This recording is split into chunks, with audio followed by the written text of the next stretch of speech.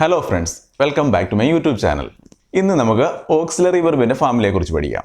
24 മക്കളുള്ള ഒരു വലിയ ഫാമിലിയാണ് ഓക്സിലറി വെർബിൻ്റേത്. ആ 24 മക്കളിൽ 3 പേരെ കുറിച്ചാണ് ഇന്ന് നമ്മൾ പഠിക്കുന്നത്, അല്ലെങ്കിൽ അവരുടെ കഥയാണ് ഇന്ന് നമ്മൾ കേൾക്കാൻ പോകുന്നത്. ആ 3 മക്കൾ ആരൊക്കെയാണെന്ന് നോക്കിയാലോ.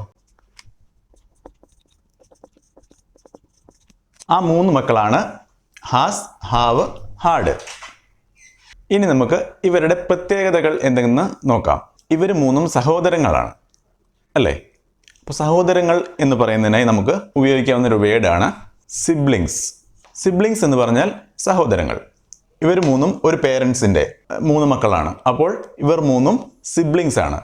ആ വേർഡ് ഒന്ന് ഓർമ്മയിൽ വെക്കുക. ഇനി നമുക്ക് ഇവരുടെ സ്വഭാവത്തിലെ പ്രത്യേകതകളൊന്ന് മനസ്സിലാക്കാം. നമുക്കെല്ലാം അറിയാവുന്ന ഒരു കാര്യമാണ്, ഒരേ പേരൻസിൻ്റെ തന്നെ ഓരോ മക്കൾക്കും അല്ലെങ്കിൽ ഓരോ കുട്ടികൾക്കും ഓരോ സ്വഭാവമാണ്. അതുപോലെ തന്നെയാണ് ഇവരുടെ കാര്യവും. ആദ്യമായി ഹാസിനെ നോക്കാം. ഹാസ് ഒരു ഇൻട്രോവേർട്ട് ആണ്.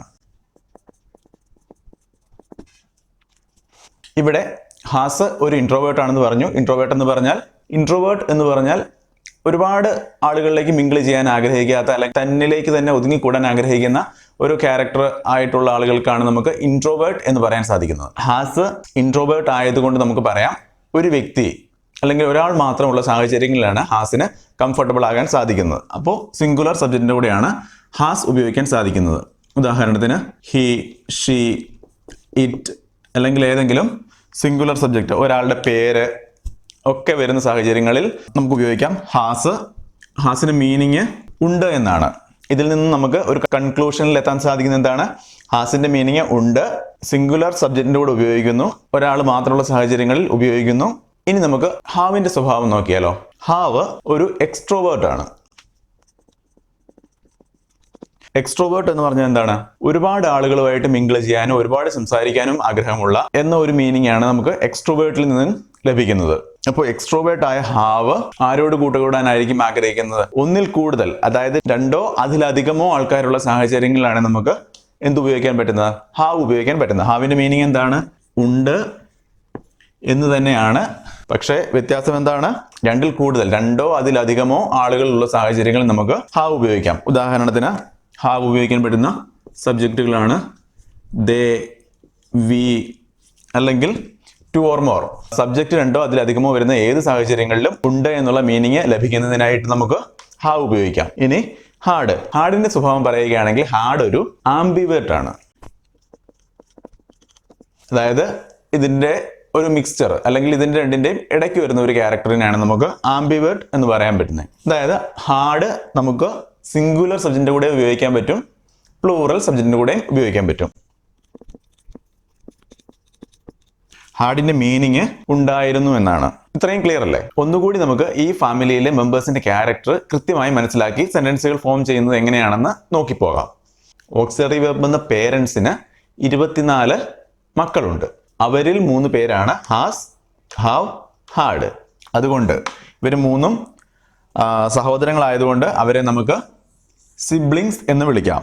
ഇനി ഹാസിനെ പറ്റി പറയുകയാണെങ്കിൽ ഹാസ് ഒരു ഇൻട്രോവേർട്ട് ആണ്. ഒരുപാട് ആളുകളുമായിട്ട് മിങ്കിൾ ചെയ്യാൻ ഇഷ്ടപ്പെടുന്നില്ല. അതുകൊണ്ട് ഒരാള് സിംഗുലർ സബ്ജക്റ്റ് മാത്രം വരുന്ന സാഹചര്യങ്ങളിലെ ഹാസിന് കംഫർട്ടബിൾ ആകാൻ സാധിക്കുകയുള്ളൂ. അതുകൊണ്ട് ഹി, ഷീ, ഇറ്റ് ഈ സബ്ജക്റ്റുകൾ വരുമ്പോൾ, അല്ലെങ്കിൽ ഒരു വ്യക്തി മാത്രം വരുന്ന സാഹചര്യങ്ങളിൽ ഹാസ് നമുക്ക് ഉപയോഗിക്കാൻ സാധിക്കും.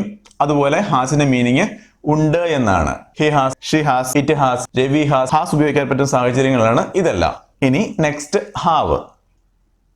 ഹാവ് ഒരു എക്സ്ട്രോവേർട്ട് ആണെന്ന് പറഞ്ഞു. എക്സ്ട്രോവേർട്ട് എന്നതുകൊണ്ട് ഉദ്ദേശിക്കുന്നത് എന്താണ്? ഒരുപാട് ആളുകളുമായിട്ട് മിങ്കിൾ ചെയ്യാൻ ഇഷ്ടപ്പെടുന്ന ഒരു വ്യക്തിയാണ് ഹാവ്.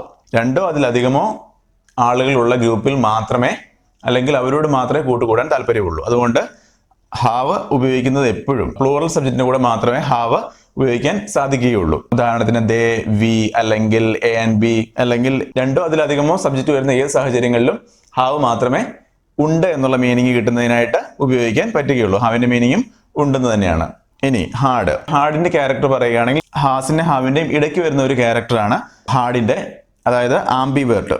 ആംബിവേർട്ട് എന്ന് പറഞ്ഞാൽ ഇത് രണ്ടും അല്ല, ഒരുപാട് എക്സ്ട്രോവേർട്ടും അല്ല, ഒരുപാട് ഇൻട്രോവേർട്ടും അല്ല. ഹാഡ് നമുക്ക് സിംഗുലർ സബ്ജക്റ്റിന്റെ കൂടെയും പ്ലൂറൽ സബ്ജക്റ്റിന്റെ കൂടെ ഉപയോഗിക്കാവുന്നതാണ്.